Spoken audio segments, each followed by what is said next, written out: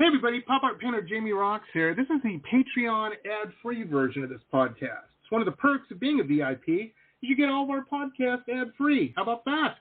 How cool is that? So here it is. I just finished up with filmmaker Ron James. He's one of the big cheeses over at the MUFON network, and his new documentary, Accidental Truth, UFO Revelations. Amazing. My favorite documentary of the year. I was blown away by it. It's just fantastic. So here it is, ad-free. Enjoy. Love. Hey, everybody. Welcome to the show. This is the Pop Rocks Radio Talk Show. I'm your host, Pop Art Painter Jamie Roxx. And this is the big show. You found it. I sure am glad you did. I am super duper excited for our guest tonight. I watched his documentary. Actually, I've watched it twice. I watched a couple days ago over the weekend. And I rewatched it this evening before we did the show. So it was fresh in my mind. And it's so packed of information that I knew this was one I would want to watch twice because it was just that good. And yeah, my mind got blown. I got to be honest with you. And so I wanted to let everybody know I'm so excited also that we're on this topic. We've done a couple people that are into the UFO or UAP, they call it now, a topic over the last couple of years and whatnot. And we had a guest, I think it was last week. It was pretty quick, a couple weeks ago maybe. And you know, there's the big Contact in the Desert seminar coming up, get together, meet up. It's the big, that's the biggie. And I heard you guys. I got all the, I call them emails. My wife, who's a little younger than me, says, no, they're DMs. Everybody slid into my DMs and was like, we want more of this type of material, this type of content. And I got to tell you, man, it's the end of the month. And so I get the little thing where they send you, the number of listeners and all that, and the percentage graphs, and all of that kind of stuff, exciting podcast stuff. And yeah, a lot of listeners. This is obviously and that makes me happy because one of the things that I'm going to talk to our guest tonight about was in the mainstream to me, and I guess I was wrong on this, that's fine. A couple years ago, all these videos dropped. Well, you know what? Let's get our guest on. We can talk about this because he's an expert in this. He knows all about it. This is his stock and trade and business. Without further ado, I would like to welcome writer, director, producer, filmmaker, television host, Mr. Ron James. Hey, Ron. Thanks for having me on. Yeah. I'm doing great. I know it's a zany week for you. I know it's got to be. Leading up to the Contact, you got a new movie or a documentary that dropped. Oh, man. I can't even. I bet your cats are mad. They know you're going out of town. Or your dog or whomever. Yeah. Oh, there's a little dog that always knows. Oh, my. Some of the shots you got in this documentary. Well, I don't want to get ahead of myself. But I was blown away. I'm like, how is he not getting arrested? I'm just hanging outside his aerospace factory. Oh, no big deal. You did it, though. Pretty cool. Boy, I'll tell you more about that story. Oh, I can only imagine. Well, first off, this is great. And I've got last week we had Alan on, who's going to be one of the speakers at the Contact. And, I got all this response from people from the podcast here saying, we want more of this. And that gave me hope, not just for our podcast, but one of the things I have been disappointed in is that people aren't in the streets freaking out, demanding more information on this. Oh, we got some videos and we don't know what it is.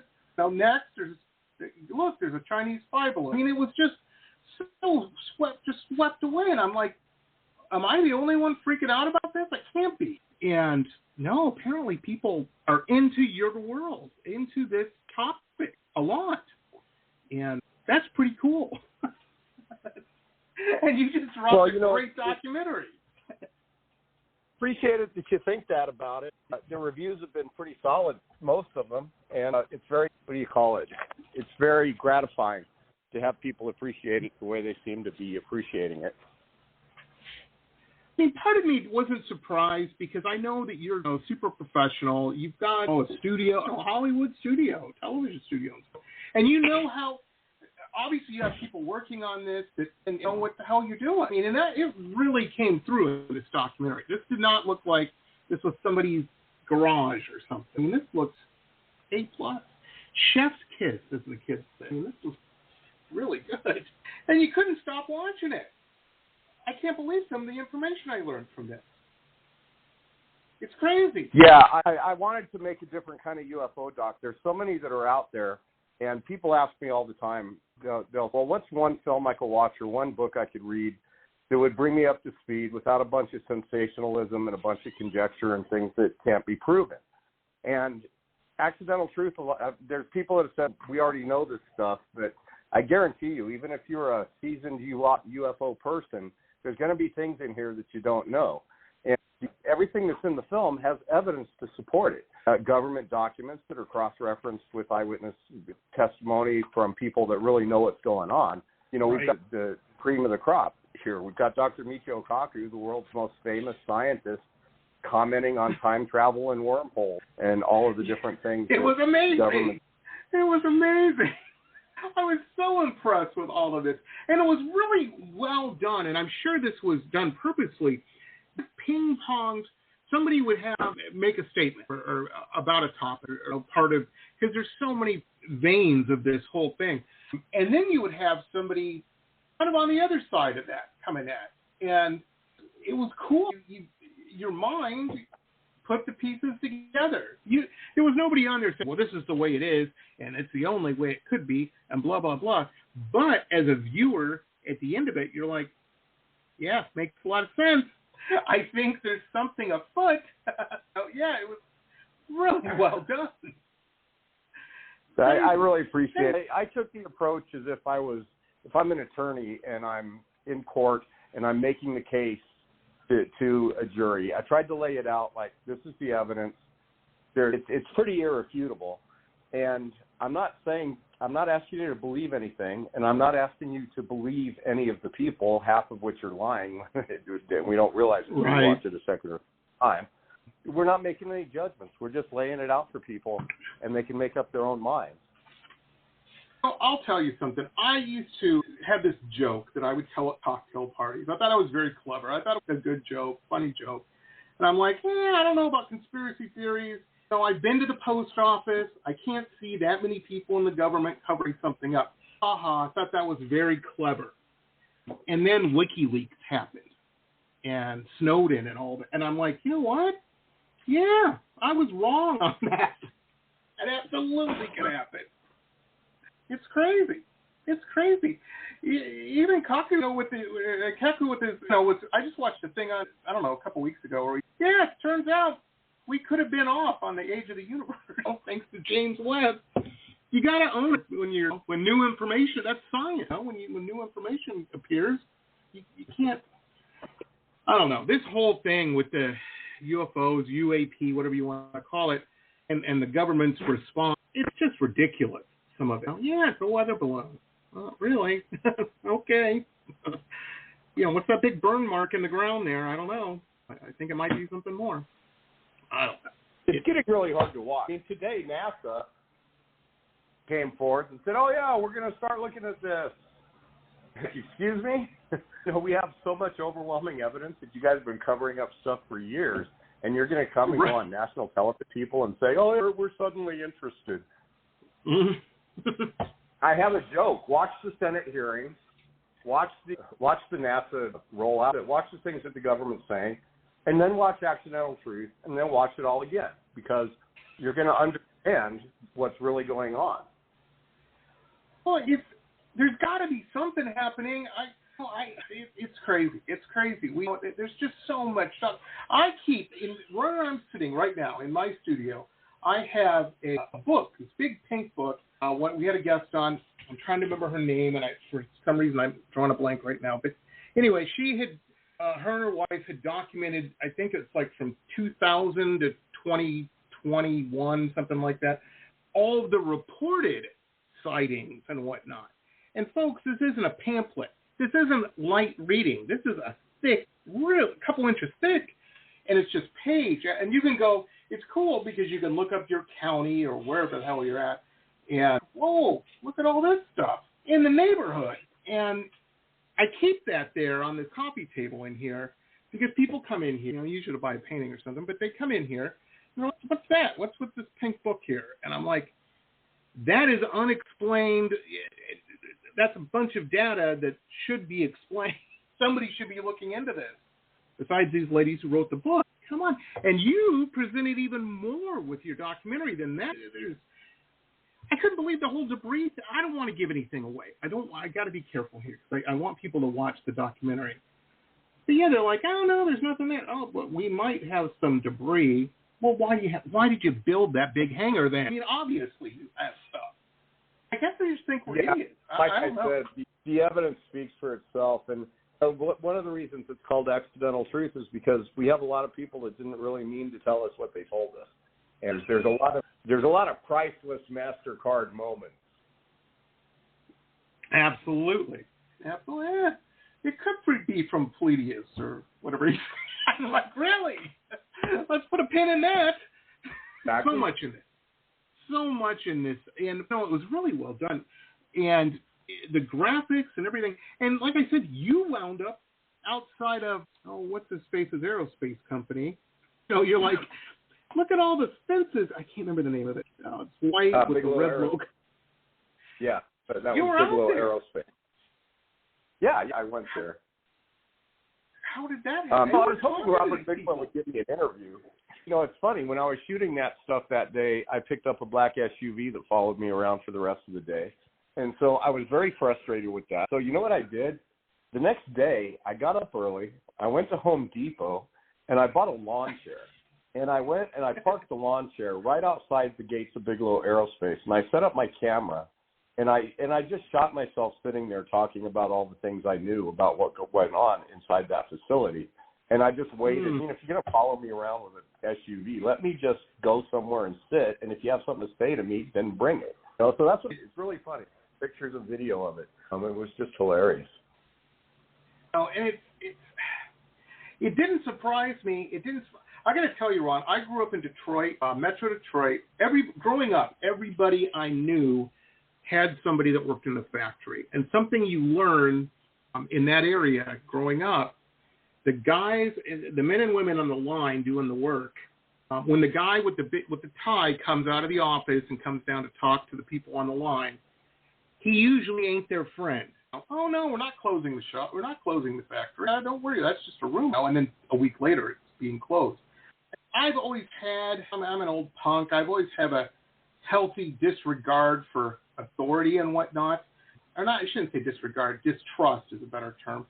So it didn't surprise me that when they start talking, there might be some debris, but we haven't reversed. Like, you told us there was no debris last year. Now you're saying the reverse engineering ain't working? Got all this new text coming out? Come on, people. What's tomorrow's life? That's a really funny thing. Chris Mellon, who's the former Undersecretary of Defense for Intelligence, he came out with that story in the Washington newspaper saying the government's not studying UFOs, and I'm the guy who would know. And we knew that wasn't true. And so I asked him point blank because I had the chance. And I said, Chris, you said the government's not studying UFOs and you had access to this stuff, but we know it's not true. We have all kinds of evidence that it's not true. So how do you reconcile that? And he didn't sit for that question for anybody else before or after I asked him. And I was lucky to be able to get to him and ask him that point blank question. The way he answered it, which is in the film, is basically admitting that there's probably a group that's studying crash debris that he didn't have access to. And that he didn't know about. Yeah, that was priceless. And to me, that's an admission. It's as close as you're ever going to get, at least in the current landscape. And the same thing with Absolutely. I mean, that's mean to say. He said things that he's still not saying in public. And, it amazes me. You got some, like I said, just the access to some of the guests in this. Oh, man, I want to go to a dinner party at your house because, holy moly. It's a story in the New York Times. So I went and got the guy that wrote the story to talk about it, Ralph Blumenthal. Lou Elizondo was obviously the guy running the program, so I got Lou Elizondo. And then we had, we need to talk about the science of all this. So I got, not only the scientists that, arguably the world's most famous scientists on here talking about wormholes and warp drive, and everything else. But then we also have the guy who has admittedly, and since the movie came out, is even being even more candid about the fact that, yeah, I studied crash debris, and yes, there's extraterrestrial technology here on Earth. It's absolutely here. And he says that for the first time in my movie. And now he's out saying it everywhere. That's amazing. So, that's got amazing. The right people. We got the first time ever that a sitting congressman has gone into a mainstream UFO documentary and talked about the government cover-up. That's never been done. So, yeah, it's the right people. He was awesome. In the film. Wasn't he? I don't want to give anything away, Ron. I don't want to give anything away, but he was at the end of the movie. It was at the end of the documentary.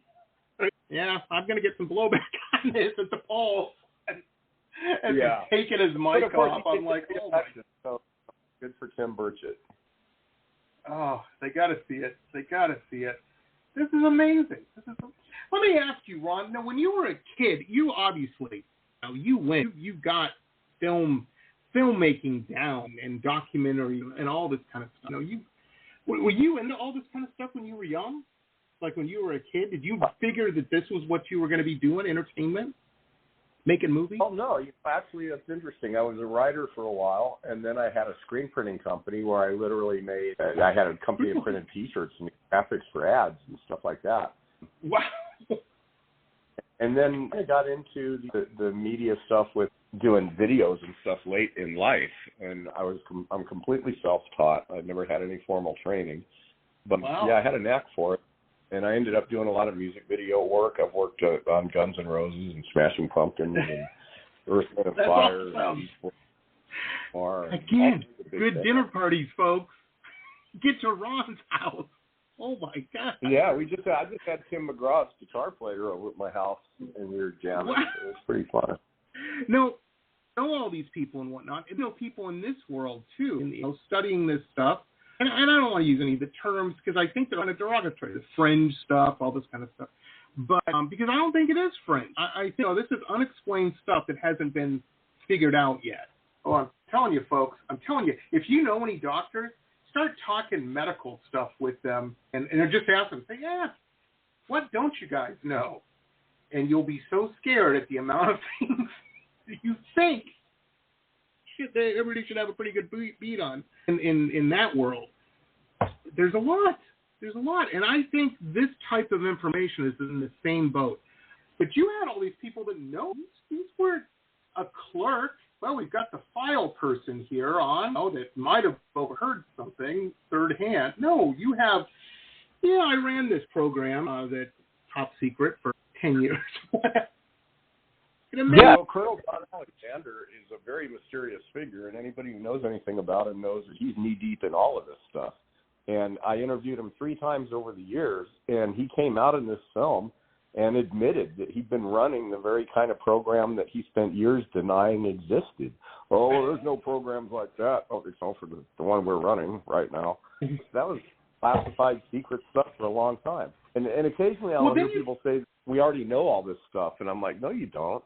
There's a lot of stuff that came out in this film that has not been out to the public.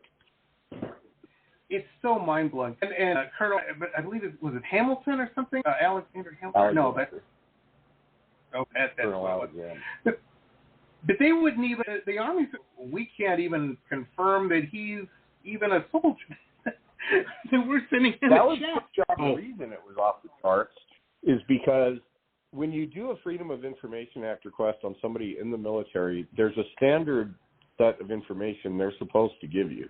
Basically, their name, their rank, and other things. It's standardized. But for John Alexander, the military refused to even acknowledge that he was in the military, even though we know he was. We've got the pictures, we've got the records. But he ran so many secret programs for the government. I mean, that's all he did was run secret, esoteric, very strange programs. He was involved in the remote viewing.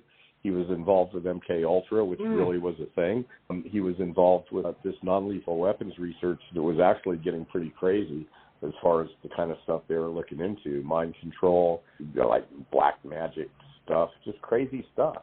And so this guy, I honestly think I joke, luckily with him, but John, if there was ever this guy that could tell you that he'd have to kill you, I think it's you.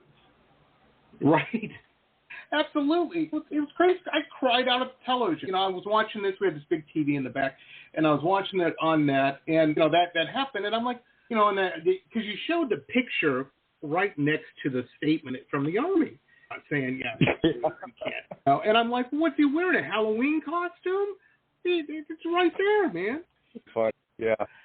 Oh, man.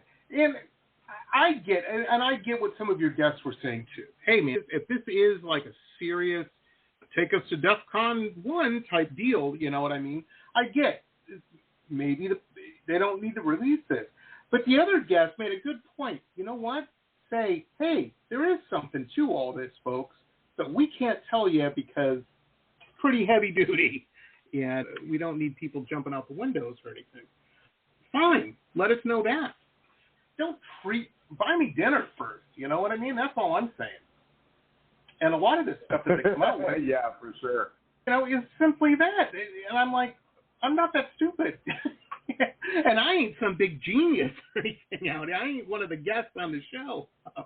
Oh, man. You know, one guy's finding new parts of the brain nobody's ever found. It was heavy duty.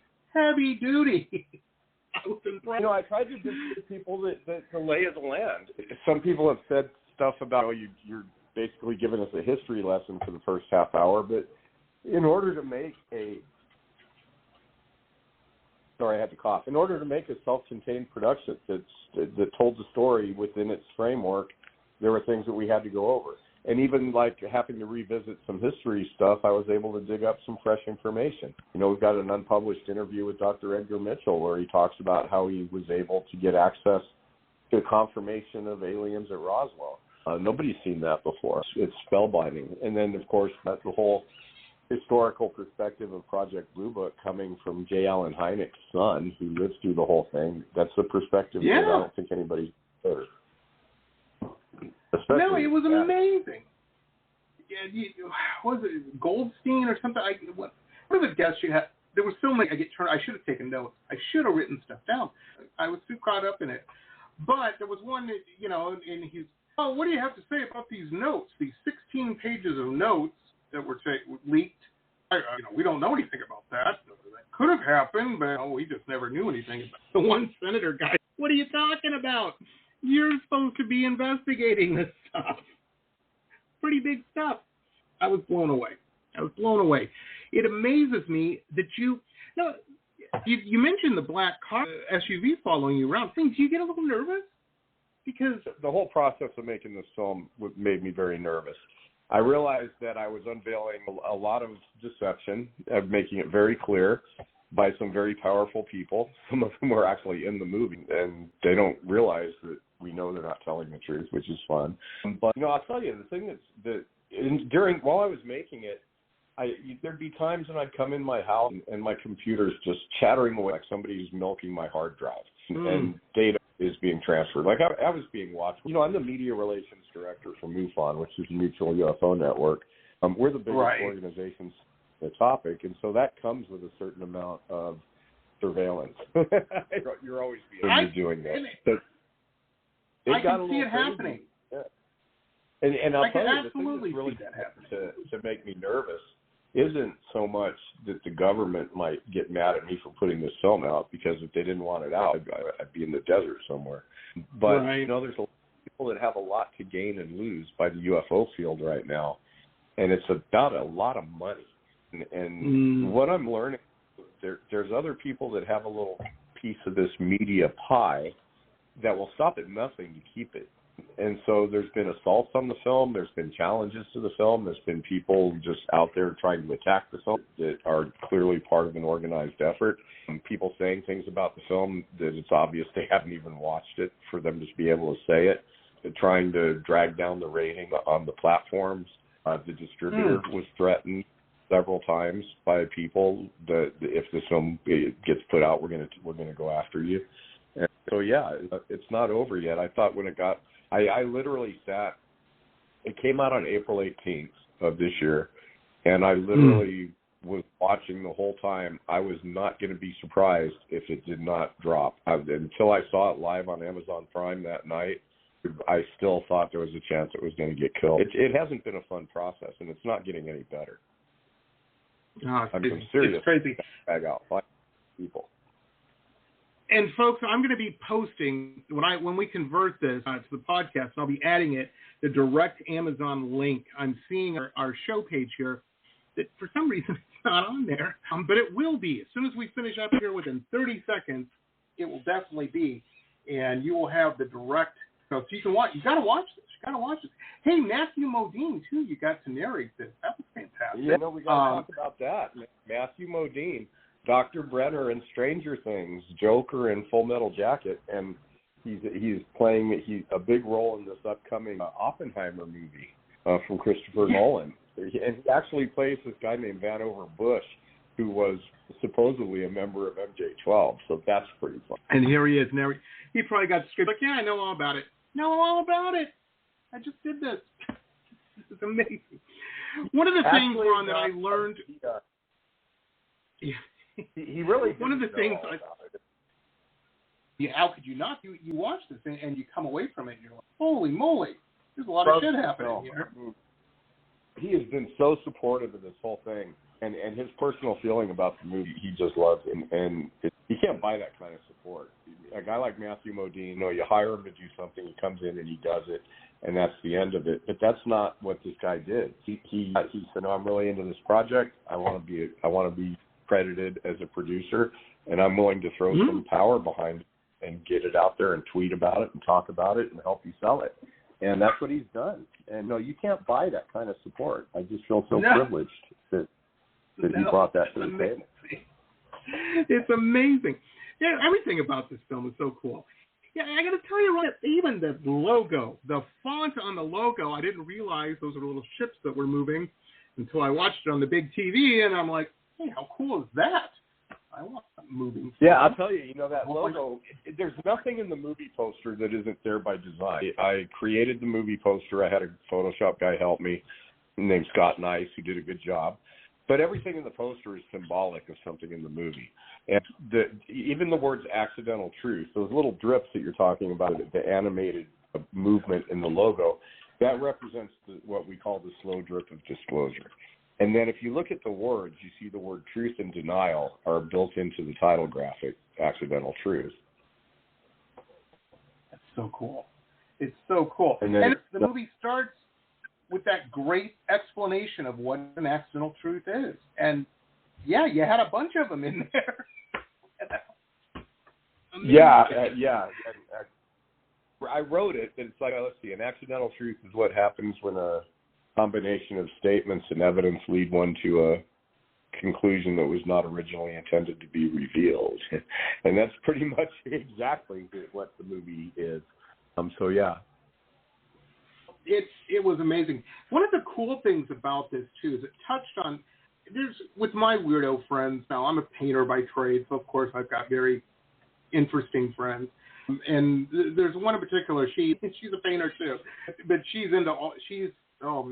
into, if she could afford it, she'd be to Contact in the Desert this coming weekend, I'm telling you right now. And so the thing is she was telling me, I had never even had the idea or the concept of robots or AI or any of this. That came up in the documentary. I'm like, I just heard about this 3 days ago. Are you kidding me? Because I was telling her about the documentary.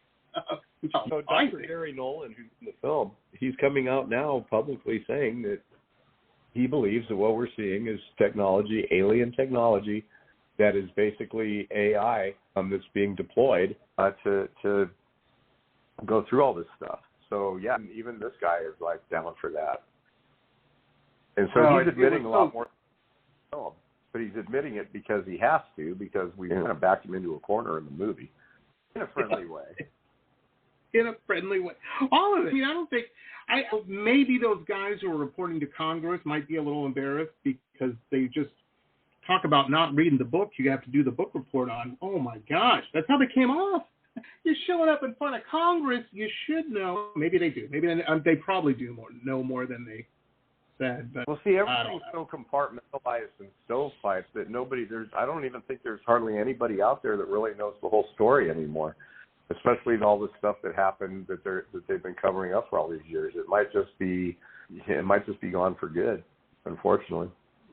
It's crazy. crazy. See, I agree with you on the, and you're talking just from the media point of view of other businesses, filmmakers, distributors, what have you, groups wanting to keep their piece of the pie financially and whatnot. I'm telling you, when you get Boeing and my dad used to work for Roxx International, the automotive division, folks. Settle down. It wasn't anything. His big specialty in engineering was slack adjuster brakes for semi-trucks. Wasn't anything glamorous. Wasn't UFO stuff. Or maybe that was just his cover story. I'm kidding. Anyhow, but when you get these big corporations and companies working, General Electric, things like that, a lot of money. There's a lot of money. Money that you guys don't even realize how much money. And if they're getting their tech from, they don't want that well to dry up, I would imagine. I wouldn't if I was running that company. No, these guys have absolutely no interest in sharing this information. None whatsoever. Yeah. It's really bad what we're dealing with. The level of secrecy, the level of corruption that has gone into this cover of the truth, it's pretty off the charts, and it's hard to watch. And there would be times when I was working on this movie, I'm editing these things these people are saying, and I would just sit back and shake my head because I know there's a lot of stuff in there where people that we think are really cool and they're our friends, and isn't it great that they're coming forth and selling us things? They're not really doing that. They're directly continuing to perpetrate the new narrative or just not tell the truth.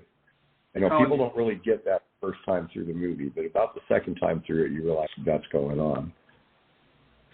I remember watching your documentary reminded me of an encounter, not a UFO encounter, folks. Settle down. It's nothing crazy like that, nothing exciting like that. But about 30 years ago, I was thinking about it. So I thought about this when I was watching the documentary. I knew a guy. I worked at this crazy store when I was a kid, this punk rock store. And this guy, I don't know, he was into leather or whatever, but he used to come in. And his day job, he was a file clerk or something. He worked at Tankcom there in Detroit where they built tanks. That's what they did. And I had watched some documentary on PBS back 30 years ago. That's where you watch documentaries. And it was about fighter jets or something like that. And I was telling him, I'm like, man, I watched this cool. I can't believe they can do this. And he started laughing. And I said, what's funny? And he goes, man, anything on a documentary on TV like that is going to be about 20 years behind what they can actually do if shit really went down. They're not going to put that out there for everybody to know. And it reminded me of that. I was like, yeah, I always thought he was kind of embellishing. Probably wasn't. And he wasn't anybody of importance. He just worked at a factory. Yeah, this is so crazy. It's so crazy. And, there's so many topics. I tell you what got scary is when everybody started talking about other dimensions and extra-dimensional stuff and everything. I don't know. Hairs on my arms started going up. I could see how uncomfortable it was making your guests talking about some of that quantum entanglement and that kind of stuff. It's crazy. It was so cool. It was so cool to see. And you captured all this. Amazing. Let me ask you this. Obviously, you had a game plan going into making this documentary. Did it go pretty much how you thought it would, or did it just go off in all these crazy directions? No, it's very interesting. Before I even started the first edit, I had, how when you're making a film, it's a lot of times it's on the wall on Post-it notes. Those Post-it notes are actually still on the wall. And 2 years after I put the Post-it notes on the wall, it's still the same exact movie. The only thing that changed is that I added a lot of people that I didn't think I was going to get. Originally, it was mostly around Lou Elizondo in our interview and some other material that I had with him. But then I went up and I was able to get Gary Nolan, and I got Ralph Blumenthal and Michio Kaku and Tim Burchett, and those guys were not originally going to be in it. So it's the same film, it just got better. Oh, it's so crazy. You have all these big names and whatnot. Lou, that's a guy who can't say too much. And obviously he knows a lot more. And he admits, I can't talk about that. I like living. I like being that interview with Lou Elizondo is very rare. He pretty much, when he got in with TTSA, he was surrounded by what's, for lack of a better phrase, handlers. who were making sure that his media appearances were controlled, that he didn't get into studio situations. He blew a lot on the internet giving these interviews, but they're these really rough-looking, like Zoom calls. This interview was properly lit in a studio environment on a green screen, and I'm like the only guy besides A&E and maybe a couple other people that have an interview of this quality. And there was definitely some tussling about the whole situation and the fact that this interview existed. And there were some people that did not want to see me use it, even though it was my interview, fair and square. I was threatened over it. Crazy. Ron, if it's any comfort, my new joke that I tell at cocktail parties about government surveillance, I'm always like, I feel sorry for anybody who's reading my emails. That would be the worst job to have in the military because it's so boring. There's nothing interesting at all in my stuff. You, on the other hand, you probably have some good emails. Yeah, I heard from Nick Pope here. He's got some more evidence. Oh, my gosh. No, it's crazy. It's crazy. Amazing. John Alexander, the guy who isn't in the Army. Yeah. Let me ask you this, Ron. I'm not going to be so pedestrian to ask, do you believe in this or anything? Let me ask a different question.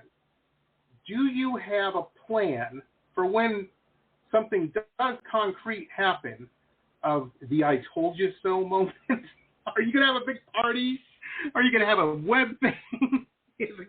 A lot of people in the field are feeling pretty vindicated by the last few years of rollout. That I'm not going to be happy until we know the truth, the whole truth, and nothing but the truth. And I'm not sure that's ever going to happen. What we're getting right now is an engineered story. It's designed to let us know that we're not alone, because at some point they have to tell us before these things are so obvious that they just can't hide them anymore. But to do it in such a way that they can get away with all the BS they've been putting on us for the last almost 100 years. Right. The people that are in control of this information are walking a very fine line. And that is basically the thing that is at play here. And it's what we're seeing unfold in the media. There's people that want this information out, and there's people that don't. And the stakes are high, and the battle lines are drawn. It's amazing. I learned so much. I had no idea about the 1941 Missouri case. I had no idea about it. I knew Roswell. Hell, they had a TV show about it. Of course I knew Roswell, just from pop culture. So many of these. What was it? Was it Richard Dolan? The British guy. Was that Nick Pope? Somebody. No, I think it was Richard Dolan. Nick Pope, when they took his poster down, came into work. My photo's gone. My poster. That was pretty off. And then you guys found the picture. That's amazing. Yeah, we actually had to deal with that. Gosh, again, I think, and I'm no expert in this, folks. I really am not. And that's why I hang out with people who are. Is obviously there's something happening. And I'll tell you something else. Usually where there's smoke, there's fire. And there seems to be a lot of disinformation happening for nothing to see. A lot of people in suits telling me don't worry about it. I think something's happening. I'm not saying it's bad. I'm just saying something is happening, obviously. So this is cool. So this is out. It's on Amazon. It's fantastic. It's my favorite documentary of the year. I'm into this stuff, though. I'm fascinated by it. Accidental Truth, folks. Accidental Truth, UFO Revelations. Yeah. Hey, where do you fall? Is it UAP or UFO, or are they interchangeable? Like Orcs and Goblins. Well, it depends on who you talk to. The government's trying to everything as UAP. Get rid of that UFO stigma that's been around for so long. But the thing about that is, what's the point? They're changing it all the time. And now if UAP was unidentified aerial phenomenon, then they're like, oh, no, let's just change that to, what is the new one? It's unidentified anomalous phenomenon or something like that. Because they can't call it aerial anymore because it's not just aerial. So now we have that. No. So, yeah, they're doing the best they can. That's what they have to work with. The problem is, we're watching this everything unfold in the mainstream, this very organized manner of, okay, we're going to act like we don't know anything about any of this.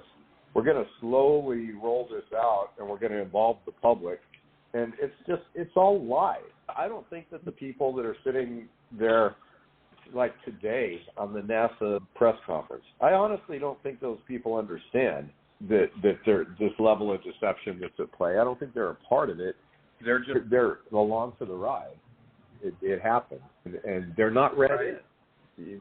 These guys do not know. Even Lou Elizondo, I don't believe, is read in to the whole point where he knows the things that other people know that are basically, those of us who are in the field and we know the history of the deception, we know the history of what's been going on and how they've covered it up and what they've covered up. That is beyond what the officials are told.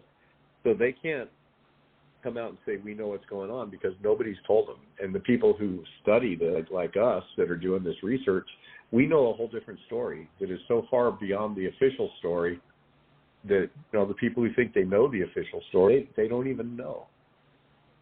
They're probably going to be able to, what is plausible deniability, they always say in the movies and stuff. And it's sad. It's sad that it's such a waste of time. It is such a waste of time. Keeping this in the dark, everybody, this doesn't get me to Mars any quicker. That's all I'm saying. I want to paint on Olympus Mons. Come on. Now you got to get me there. No, but seriously, it is a waste of time but it didn't surprise me, because I think there's a lot of money. I think when Roswell happened, this is just my personal opinion, ladies and gentlemen. I have no proof to back any of this up. I'm turning into an old man. I've been around a little bit. I think when something like that happened, the first thing, yes, guys with metal detectors probably showed up, but there were some old guys around going, how can we make this into money? How can we get richer from this? Get some flatbeds out there, load that up, take it apart, and see what we can do. And next we have we have the metal material. There's a huge contingent that going on where there was money to be made and a whole lot of other things that made it very easy to perpetrate this deception. It was about money, and it was about a lot of other things that we don't think about. Yeah, very true. Very true. It was technology that people wanted to keep to themselves. It was about, a genuine interest in not really knowing how to face the public with this. There is part that I think was true.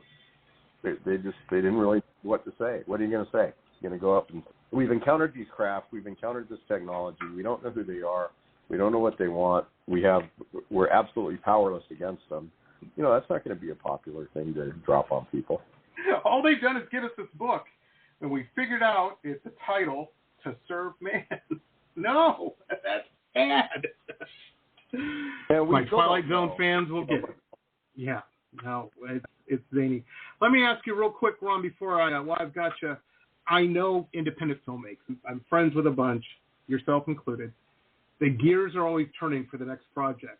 I understand with producers and all this kind of stuff that goes on in the filmmaking world, you can't always mention what that project is. I want to see more of your work, though, because you're so good. I'm selfish. Is the next project happening? Are the wheels turning for that? Well, I'm taking a little time off UFO land to do some stuff in the music field. So that's what I'm working on right now. But my interests are beyond just UFOs, and one of the things that I do a lot of work in is life after death and the nature of reality kind of things. And so I'm working on all of those. So that's really fun. So I'm doing one about the near-death experiences and ghost hunting and the scientific question of whether or not consciousness survives death. So that's going to be a fun one. And I think that'll be my next feature.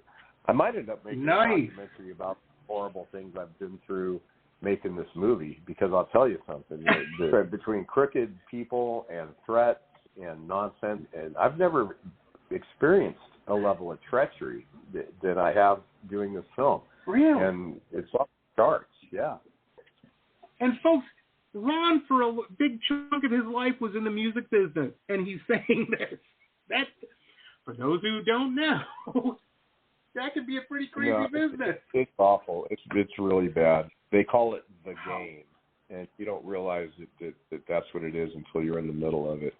Yeah, and watching these little tricks that they play and things that they do all through the entire process. And it's been a nightmare. But the film is out. It's there for people. I literally have put blood, sweat, and tears into making it, so I hope people like it, and I hope people will go out there and get it.